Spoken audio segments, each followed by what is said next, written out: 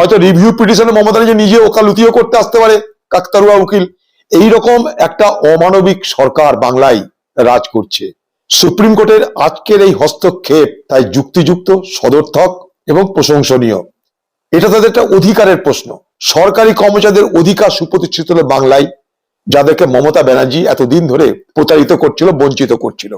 আবার দেখুন, এই ডিএ দিতে কত সে কায়দা কানুন করবে, বড় বড় লয়ার লাগানো হবে, হয়তো আবার চেষ্টা করা হবে। হয়তো একটা লেট দ্যান নেভার একটা কথা আছে, দেরি হলো কিন্তু অধিকার বেটার কর্মচারীরা পেল। দুর্ভাগ্যের বিষয় যে এই সরকারি কর্মচারীদের ডিএটা তাদের একটা অধিকার, দে আর অল এন্টাইটেলড। পশ্চিমবঙ্গের তৃণমূল পার্টি সরকারি কর্মচারীদের অধিকারকে তারা দিতে অস্বীকার করে। সরকারি কর্মচারীদের অধিকার থেকে বঞ্চিত করে তারা যেন তাদের ডিএর অর্থ না পায়, তার জন্য সরকারি কোষাগার থেকে টাকা খরচ করে সুপ্রিম কোর্টে তার মোকাবিলা করা হয়, যাতে সরকারি কর্মচারী তাদের সুযোগ না পায়। এইরকম একটা অমানবিক সরকার বাংলায় রাজ করছে। সুপ্রিম কোর্টের আজকের এই হস্তক্ষেপ তাই যুক্তিযুক্ত, সদর্থক এবং প্রশংসনীয়। কারণ এটা তাদের একটা অধিকারের প্রশ্ন। সরকারি কর্মচারীদের অধিকার সুপ্রতিষ্ঠিত হলো বাংলায়, যাদেরকে মমতা ব্যানার্জি এতদিন ধরে প্রতারিত করছিল, বঞ্চিত করছিল। আবার দেখুন, এই ডিএ দিতে কত সে কায়দা কানুন করবে। তার দলের পক্ষ থেকে বড় বড় লয়ার লাগানো হবে, হয়তো আবার চেষ্টা করা হবে। ওই দেখো, দেখলা, হয়তো রিভিউ পিটিশনে মমতা ব্যানার্জি নিজে ওকালতিও করতে আসতে পারে, কাকতারুয়া উকিল।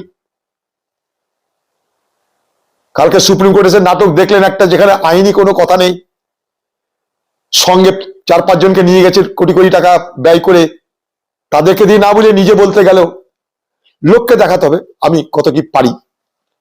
সেখানে আইনি কোনো কথা নেই, সেখানে স্ট্রিট কভারিং করছে। এই বাংলায় সমস্যা তৈরি করছে মমতা ব্যানার্জি নিজে, আর এই সমস্যা সমাধানের প্রতিকৃত হওয়ার চেষ্টা করছে আরেকটা কায়দা করে সুপ্রিম কোর্টে নাটক করার মধ্যে দিয়ে। অর্থাৎ এ বলছে গৃহস্থ তোমার ঘরে চুরি হবে, চোরকে বলছে তুমি ভালো করে চুরি করো, আর গৃহস্থ বলছে তুমি সাবধান হয়ে যাও। তিনি মানুষের মুসিবত, তিনি আবার মানুষের মাসিয়া সাজার চেষ্টা করছেন। ঠিক একইভাবে সর্বত্র এই মমতা ব্যানার্জি মুসিবত এবং মাসিহার রোল সে করে থাকে, শুধুমাত্র নির্বাচনের দিকে শকুনের নজর রেখে। যে এটা যে করবে আমরা আগে থেকেই জানতাম। লক্ষ্মীর ভান্ডারের পয়সা না বাড়ালে মমতা ব্যানার্জির ভোট হবে না।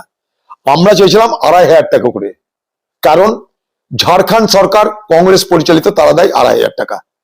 তেলেঙ্গানা কংগ্রেস পরিচালিত সরকার, তারা মহিলাদের দেয় 3000 টাকা। কর্ণাটক কংগ্রেস পরিচালিত সরকার, তারা দেয় 3000 টাকা। এক গৃহ নির্মাণে তেলেঙ্গানা দেয় প্রায় 4 লক্ষ টাকা, কর্ণাটকও দেয় 4.5 লক্ষ টাকার উপর। সেখানে পশ্চিমবঙ্গ সরকার 1.5 লক্ষ টাকা, 1 লক্ষ টাকা দেয়। আশা কর্মীরা কদিন আগে আন্দোলন করেছিল, তারা দাবি করেছিল 15,000 টাকা বেতন দেওয়া হোক, মানে অনারারিয়াম দেওয়া হোক 15,000 টাকা। তাদেরকে লাঠিপিটা করা হলো, কলকাতায় ছেঁচানো হলো। মহিলা, তারা গরিব গ্রামের মহিলা, বেটা ছেলে পুলিশ দিয়ে তাদেরকে ছেঁচড়িয়ে রাস্তা থেকে বার করে দেওয়া হলো, দিয়ে তারপরে গরু মেরে জুতো দান করতে 500 টাকা না 1000 টাকা বাড়ানো হলো। তারা চেয়েছিল মিনিমাম 15,000 টাকা। পশ্চিমবঙ্গ সরকার উচিত ছিল এই আশা কর্মীদেরকে এই বেতন দেওয়া, কারণ এই আশা কর্মীরা সারা পশ্চিমবঙ্গের গ্রামীণ এলাকায় যে স্বাস্থ্য পরিষেবা, সেই পরিষেবা পৌঁছে দেওয়া সব থেকে বড় সেতু তারা। তাই নির্বাচনের আগে আরেক রাউন্ড ভোট খরিদ করার খেলায় নেমে গেছেন তৃণমূল পার্টি। এবার মৌলানা মৌলবীদের ইমাম ভাতা কিন্তু বাড়িছে কিনা জানি না, হয়তো বাড়াবে না, কারণ মমতা ব্যানার্জির মনে হয়েছে এখন যে মুসলমানরা ভোট দেবে না, তাই ইমাম ভাতা বাড়িয়ে কোনো লাভ নাই মনে হচ্ছে আমার।